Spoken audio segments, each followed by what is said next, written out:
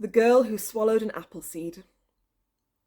The apple is an invasive species of plant which will grow in any cranny and crevice. This is why they are so frequently found in cracks in the pavement or poorly maintained roofs. As keen gardeners, all doctors are frightened of apples, which is why they can be repelled by daily placing a fresh apple above the doorway or over the hearth. Much the same effect can be attained by eating a fist-sized portion of Japanese knotweed every day. The stomach is a sac in which the body stores food until it is required and converted into energy. As a repository of rotting meat and vegetable matter, the stomach is an effective source of compost, in which a swallowed apple seed can flourish.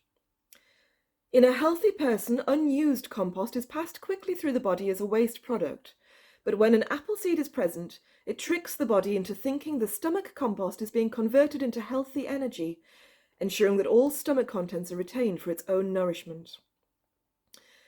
In the warm, favourable environment of the human stomach, the seed quickly cracks, putting out its first tendrils and simultaneously releasing small amounts of amygdalin, a cyanogenic glycoside which causes mild poisoning in the host. The effect of this mild poisoning is a feeling of low-grade, sustained euphoria. Creating the compound amygdalin is a highly exertional process for the plant, but seems to have the evolutionary advantage of making a human host deny any ill effects from swallowing apple seeds, and even exhibit denial over the unfolding trauma within their own body. Under the effects of apple poisoning, the victim may appear paranoid and dismissive of suggestions of the catastrophic effects of apple seed infiltration. Stages of apple seed infiltration. Stage 0. The apple seed has been swallowed but has not yet cracked. Even at this stage, a painful death is assured. Stage 1. The apple seed is contained within the stomach, and the roots and shoot extend no more than 2 centimeters from the site of first germination. Cotyledons are present. Stage 2. The roots have filled the entire stomach with a pot-bound appearance, and/or the shoot has reached but not yet passed the cardiac sphincter.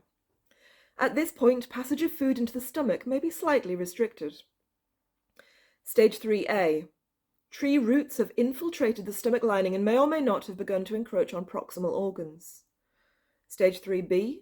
Roots may or may not be encroaching on proximal organs, and the shoot has passed the cardiac sphincter. The shoot has not yet fully occluded the esophagus. Stage 4. Roots are found throughout the organs of the abdomen, and the top of the sapling is visible at the back of the throat. The esophagus is fully occluded, and one branch, reaching into the brain, begins to control the human host. At stage 4 apple infiltration, the human is considered brain dead and should be beheaded as quickly as possible, severing the trunk of the young tree. If not felled quickly, the sapling, controlling the host body, will compel the host to climb the nearest tree, from which the human apple chimera will expel a cloud of spores, covering up to a 5-mile radius in apple trees. The most notorious verified historical case of apple seed infiltration, resulting in a significant spread of invasive apples, was that of 13-year-old Mary Woff of Titchfield in Hampshire. In a final act of teenage rebellion, she deliberately ate an entire apple, core and all, to shew hier vader et hier moeder. She very quickly perished and became host to an extraordinarily fecund and successful mother tree, with progeny spreading far and fast. By 1079, this new forest covered more than 28,000 hectares and was declared a royal property by the equally invasive Norman conquerors of Britain. Believers and non-believers alike can agree that the Bible contains much that amounts to good common sense, such as avoiding warm shellfish and menstruating women. Even if taken as nothing more than a collection of ancient wisdom and advice for health and happiness, a description to which this humble tome itself aspires, the book of Genesis makes eminent sense in light of our modern and enlightened understanding of the true dangers of eating apples.